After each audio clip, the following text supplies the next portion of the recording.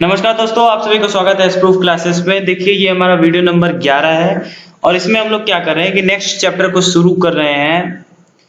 क्या है चैप्टर का नाम? तो सल्तनत वंश, सल्तनत काल। ठीक है, ठीक है। तो इसको हम लोग शुरू करते हैं। ठीक है, तो देखिए सबसे पहला क्वेश्चन आपके सामने आ गया है। बिना टाइम बर्बाद किए इसका जवाब दे दीजिए। दिल्ली सल्तनत शासित हुआ था कुल कितने राजवंशों द्वारा, कितने शासकों द्वारा? बता दीजिए। शासक नहीं, वंश। देखिए कुल पांच वंशों ने दिल्ली सल्तनत के ऊपर राज किया था।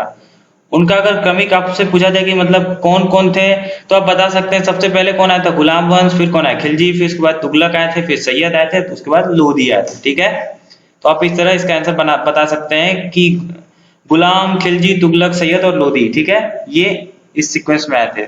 चलिए अब हम लोग नेक्स्ट क्वेश्चन लेते हैं। देखिए नेक्स्ट क्वेश्चन आपके सामने आ गया है कि निम्नलिखित में से कौन सा शासक दास राजवंश से संबंधित है? ठीक है, देखिए आप पढ़े होंगे तो देखिए इस टॉपिक से ज्यादा क्वेश्चन आने की संभावना है। ठीक है, क्योंकि ये वास्ट टॉपिक है, बड़ा है, अच्छा खासा वेटेज भी इसका रहता है।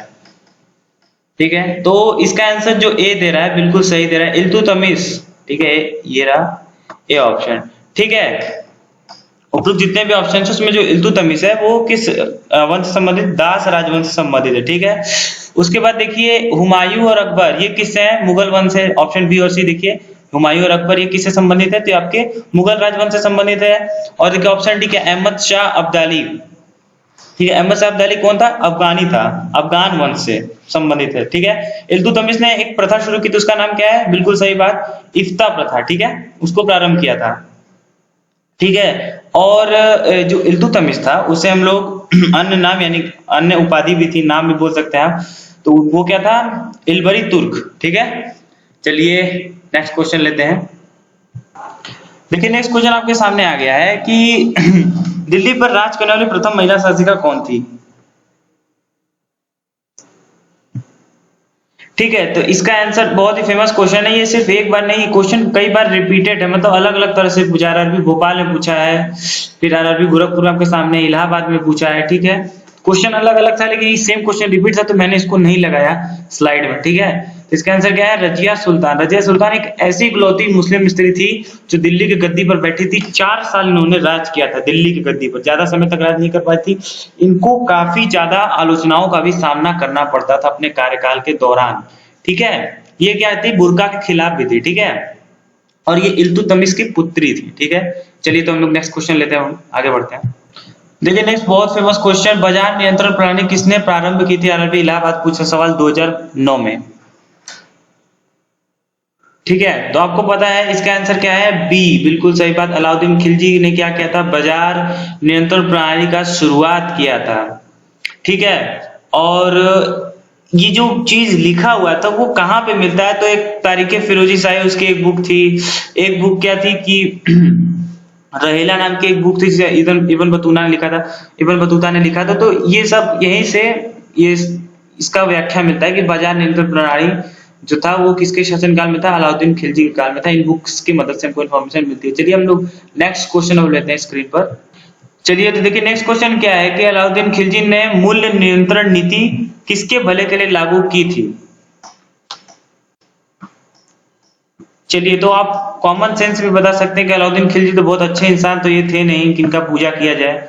ठीक है, तो ये कहते हैं अपने सैनिकों के, मतलब सैनिकों के भले के लिए ये नीति था। ये नीति भले के लिए क्या?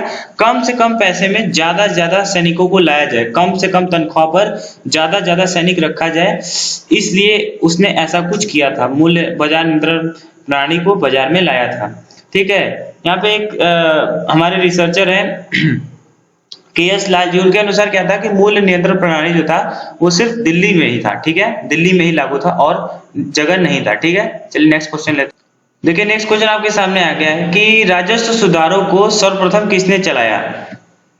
चार ऑप्शन हैं। ठीक है, तो इसका आंसर क्या है? बी। इसमें ज्यादा कुछ बताने के लिए नहीं है, अलाउद्दीन खिलजी ने इसका शुरुआत किया था। ठीक है, सबसे ज्यादा फोकस किया था इस बात पे। चलिए नेक्स्ट क्वेश्चन। देखिए नेक्स्ट क्वेश्चन क्या है आपके सामने कि रणथंभौर क्या है? ठीक है, कई बार आपने इस नाम को सुना ही होगा। तो रणथंबोर क्या है? सबसे पहली बात तो ये किला का नाम है, ठीक है, राजस्थान में पड़ता है। राणा हमीर देव जो थे, उन्होंने इस किला का निर्माण कराया था, ठीक है। तो देखिए आपका ऑप्शन कौन सा फिट होता है, तो ए बिल्कुल नहीं, बी, देखिए बी फिट हो जाएगा, क्योंकि एक राजपूत दुर्ग था ये, ठीक है। ठीक है, चलिए नेक्स्ट क्वेश्चन लेते हैं अब हम लोग। देखिए नेक्स्ट क्वेश्चन आपके सामने है कि कागज का भारत में आगमन किस सदी में हुआ?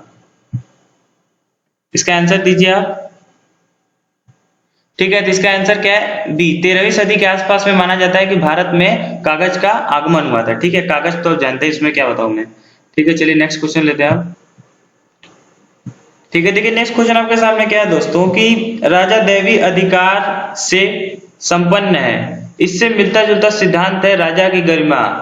इस दूसरे सिद्धांत को प्रतिपादित करने वाला प्रथम मुस्लिम शासक कौन था? देखिए पढ़े होंगे तो आप एक बार में इसका जवाब दे पाएंगे झट से, ठीक है। नहीं पढ़े तो जान जाइए बलबन, ठीक है, बलबन इसका राइट आंसर है। चलिए हम लोग नेक्स्ट क्वेश्चन लेते हैं। ठीक है, चलिए नेक्स्ट क्वेश्चन आपके सामने क्या है कि सेना को वेतन देने की प्रणाली का विधान किसने किया, किसने शुरुआत किया?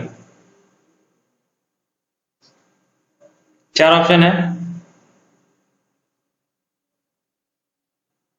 देखिए यहाँ पे सबसे पहली बात, वेतन देने का संबंध है नगद वेतन, ठीक है। यहाँ पे क्वेश्चन आप मॉडिफाई कर सकते हैं। तो नगद वेतन देने का शुरुआत किसने किया था? आपको पता है, अलाउद्दीन खिलजी ने किया था, ठीक है। इतना बहुत इस क्वेश्चन के लिए। चलिए नेक्स्ट क्वेश्चन लेते हैं अब। देखिए नेक्स्ट क्वेश्चन आपके सामने क्या है कि निम्नलिखित में से किसने अपनी राजधानी दिल्ली से देवगिरी, देवगिरी का मतलब क्या है? दौलताबाद, ठीक है, स्थानांतरित की। दिल्ली से दौलताबाद किसने स्थानांतरित की? ठीक है। देखिए मोहम्मद बिन तुगलक क्या था 1327 में, वो क्या चाहता था कि वो अपना राजधानी दिल्ली से दौलताबाद यानी कि देवगिरी शिफ्ट कर दे, ठीक। लेकिन पर्याप्त संसाधनों को उपलब्ध कराने के बाद भी वो ऐसा नहीं कर पाया, कामयाब नहीं हो पाया। क्या थे कारण? उसका बात नहीं करेंगे, नहीं हो पाया कारण, और उसको हार के अंत में फिर से दिल्ली को ही अपना राजधानी घोषित करना पड़ा, ठीक है। तो इसका आंसर क्या हो जाता है? डी आंसर हो जाता है। लेकिन पीछे का सीन भी आप जानिए। चलिए नेक्स्ट क्वेश्चन लेते हैं हम लोग।